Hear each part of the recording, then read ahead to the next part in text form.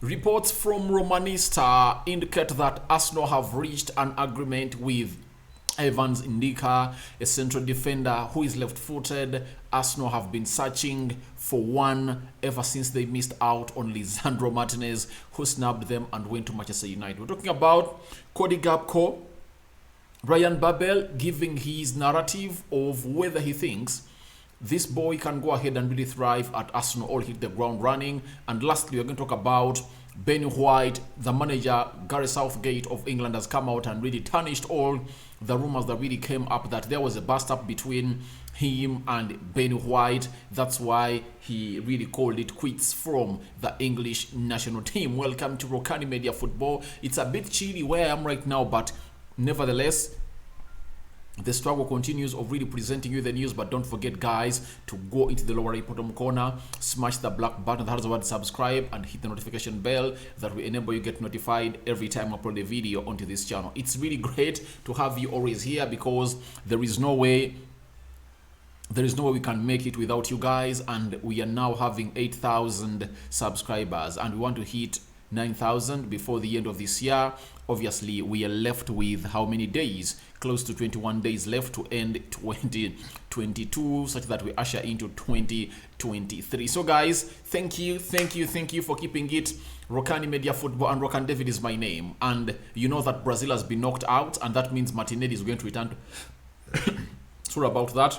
Brazil has been knocked out. That means Martinelli is returning to Arsenal. That's it. Gabriel Jesus already returned, but he is really injured, and obviously we are waiting to know the particular date of his return, because even the manager of Arsenal, Mikel Arteta, has told us that there is no time frame for the return of Gabriel Jesus. Now let's get into Evans Ndicka. He's one of those central defenders that plays in Frankfurt in the Bundesliga. If at all you've been watching that team playing in the Champions League that won the UEFA Europa League last season, they've been really playing very well and is really pivotal into their central defense. This story broke off that Arsenal is interested in Ndicka, I think like 2 months back, and maybe Edu, the sporting director of Arsenal, was really into this. And obviously, there is Romanista coming out and really letting us know about where this deal has really reached. Now, Evans Ndicka, age 23, out of contract with the Bundesliga side, entry Frankfurt next summer, has already reached an agreement with the Arsenal for June.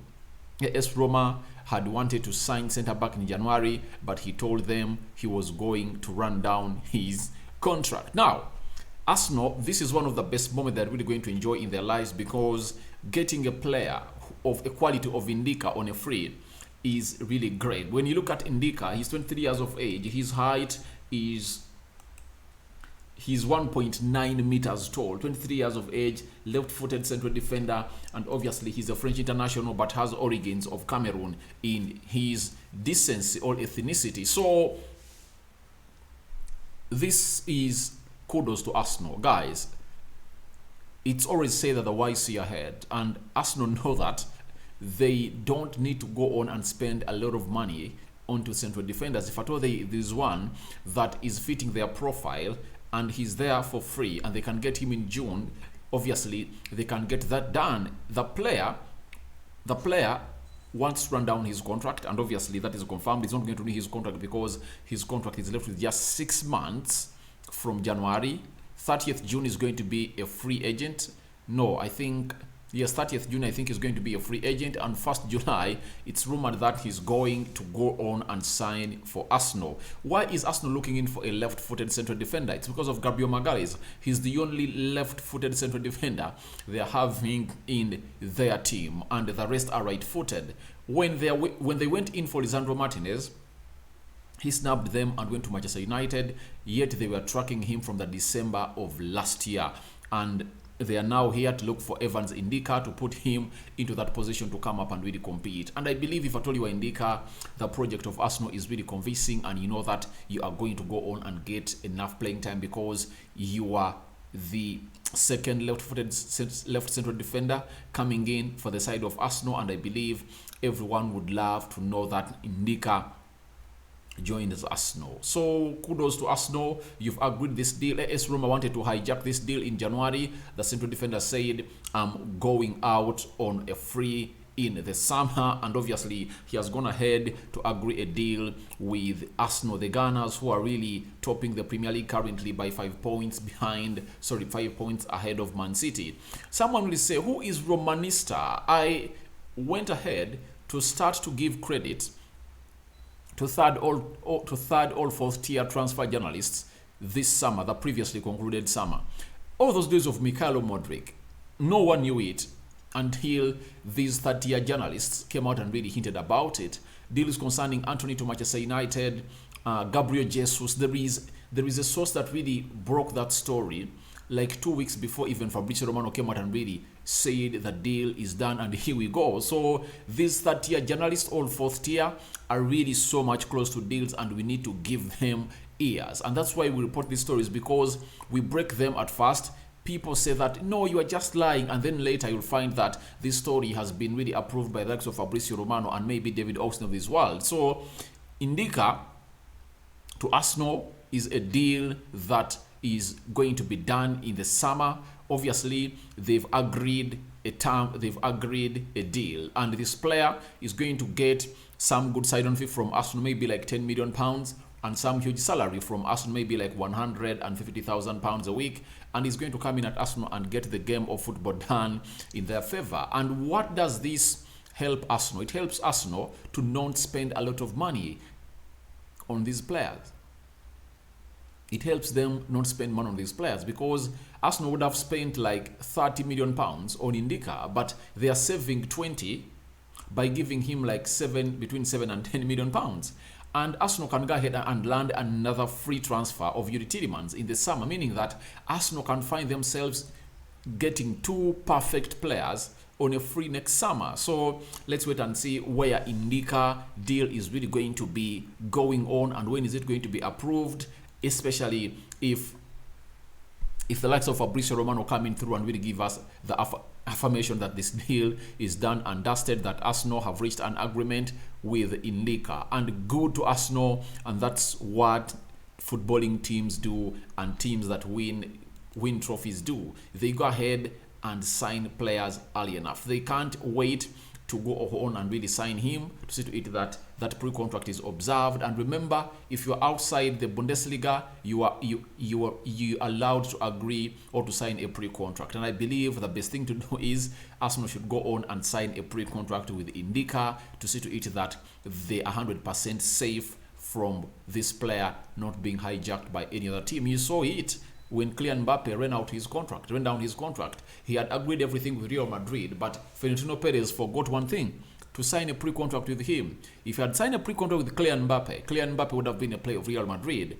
But because he never signed a pre-contract with him, he left a gap there for the French president to come on and intervene. And when he intervened, things really went worse, and Real Madrid failed to really win the race. But they had the money to give Kylian Mbappe, and they had even made a bid of £160 million in the summer of 2021, but it was turned down by PSG. So that's Ndicka to Arsenal. A deal has been really agreed between the two parties. Let's wait and see the further comings or the after comings of this story. Let's get to Ben White. Ben White left what we call the English national team camp. I think it was last week. Was it last week or early this week? When did England play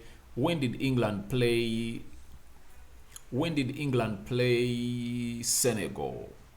Did they play Senegal this week? I think on Monday. That's when they played Senegal. Now, after that Senegal game on Tuesday, he left the club. He left the national team and flew back to England. They told us that it was about personal reasons. Yesterday, stories broke out confirming that Ben White had had a very huge fallout with the management of the England national team, Gareth Southgate and his assistant, to an extent that they really went hard on each other. That's why he was thrown out of the club to go on and thrown out of that World Cup team to return to England and really sort himself out. But the FA said personal problems, and obviously Gareth Southgate has been vocal today ahead of their game against France, the pre-match press conference. in his own words, this is what he had to say about the departure of Ben White. He said, I think by commenting on the story,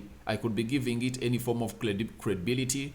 Really, we explained why Ben White left the camp, and I think it's important that that is respected. Really, so that's what he's saying, and it's being reported by the Independent. But to me, I believe there is something fishy that happened in between Ben White and the management of the English national team, and obviously after the World Cup, it's really going to go out and be revealed, and you might find out that if at all Gareth Southgate is still the coach of or the manager of the English national team, it's going to be hard for Ben White to be recalled again, because the position where he plays is like fourth fiddle, because he believes that Reece James, Trent Alexander-Arnold, Kylian Trippier are the top 3 right backs of the English national team, and obviously that's what he thinks, meaning that Ben White comes fourth fiddle, and when he comes fourth fiddle, it makes no sense to call him into your team. And the reason as to why Ben White was included into the World Cup squad of England was because Reece James was injured. But although Reece James was available,